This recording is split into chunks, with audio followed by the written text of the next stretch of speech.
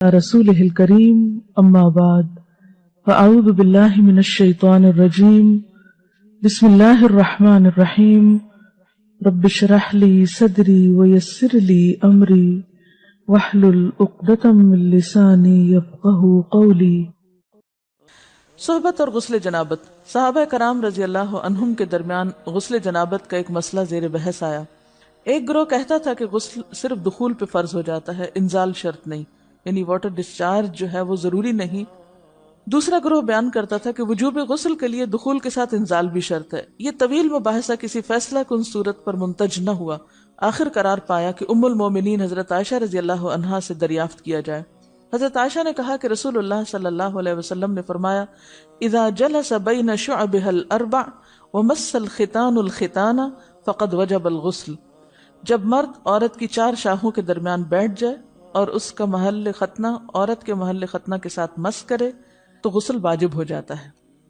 تو مسئلہ یہ ثابت ہوا کہ صرف دخول پر ہی مرد اور عورت جنبی ہو جاتے ہیں اور ان پہ غسل واجب ہو جاتا ہے، انزال یعنی منی کا نکلنا شرط نہیں۔ جنابت کے احکام۔ وجوب غسل کی حالت کو حالت جنابت کہتے ہیں۔ وجوب غسل یعنی جب غسل واجب ہو جاتا ہے تو اس حالت کو جنابت کہتے ہیں۔ جنابت کا لفظ جم سے، جم پہلو کو کہتے ہیں، یعنی بچنا۔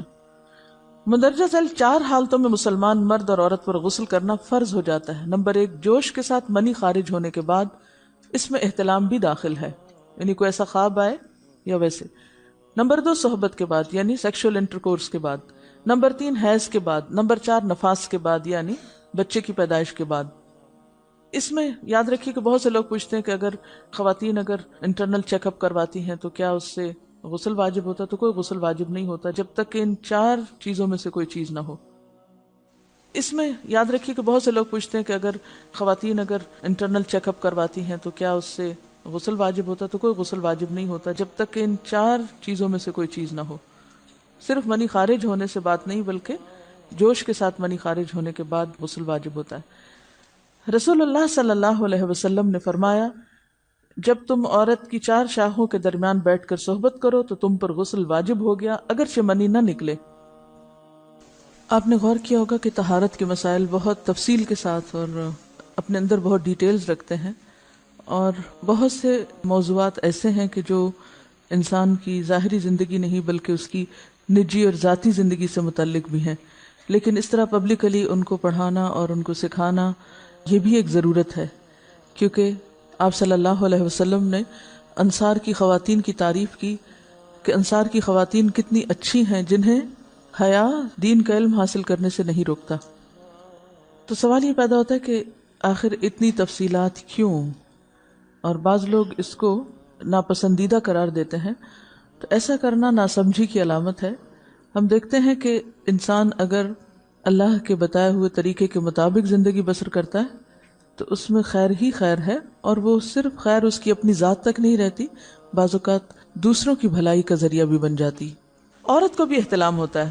ام المومنین حضرت سلمہ رضی اللہ عنہا روایت کرتی ہیں کہ حضرت ام سلیم نے رسول اللہ صلی اللہ علیہ وسلم سے کہا، اے اللہ کے رسول، یقیناً اللہ حق سے نہیں شرماتا، یعنی حق بات اور ایک ضروری بات جو ہے اس کو واضح کرنا ضروری ہوتا ہے، اور اس معاملے میں شرم سے کام نہیں لینا چاہیے، کہیں ایسا نہ ہو کہ انسان انجانے میں غلط کام کرتا رہے۔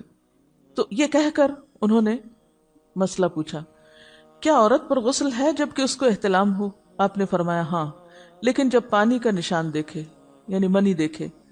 اس پر حضرت ام سلمہ نے شرم سے منہ چھپا لیا اور عرض کیا، اے اللہ کے رسول، کیا عورت کو بھی احتلام ہوتا ہے؟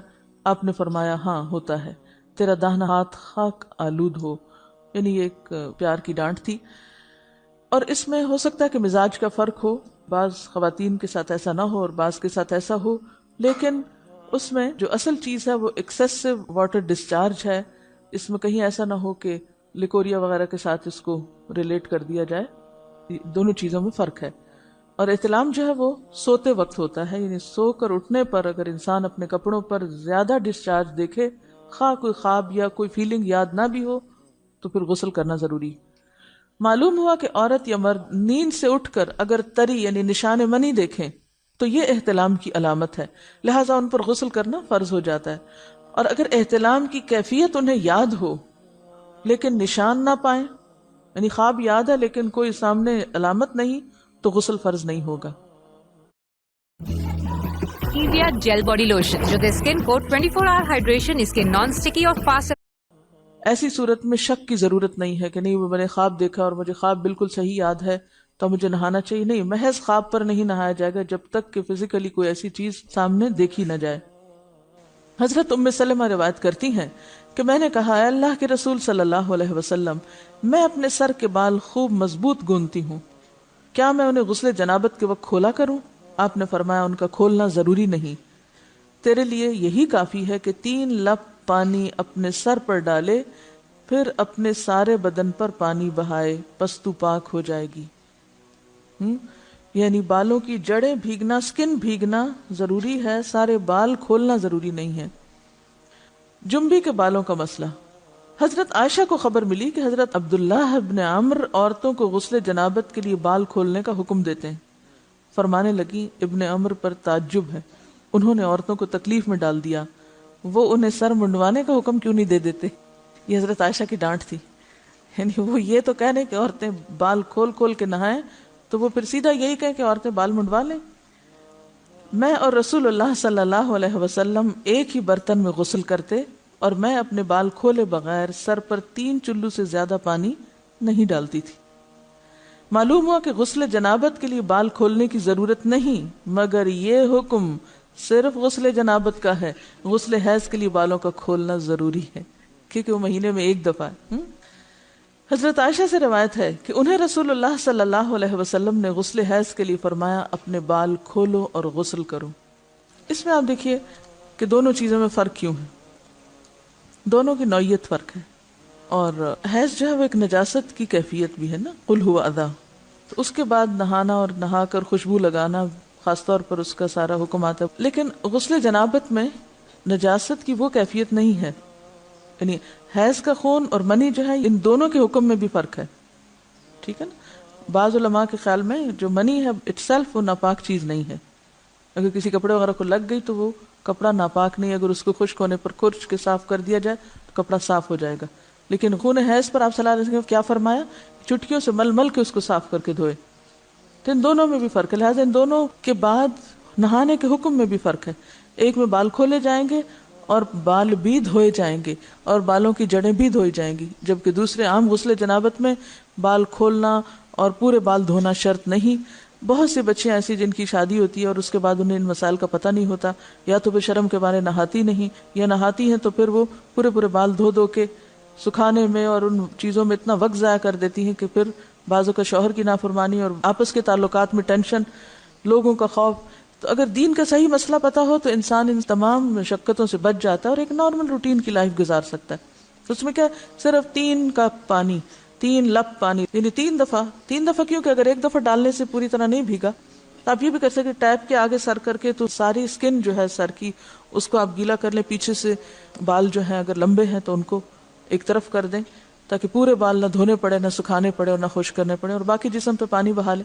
دوسری صورت یہ ہے کہ مگ میں پانی لے کے تو اس کو آپ تھوڑا تھوڑا کر کے پورے کو ایک دفعہ کریں، پھر اس کے بعد دوبارہ کریں اور تیسری دفعہ رول کر کے بالوں کو پیچھے سے شاور کیپ ڈال لیں اور باقی جسم پھر دھو لیں.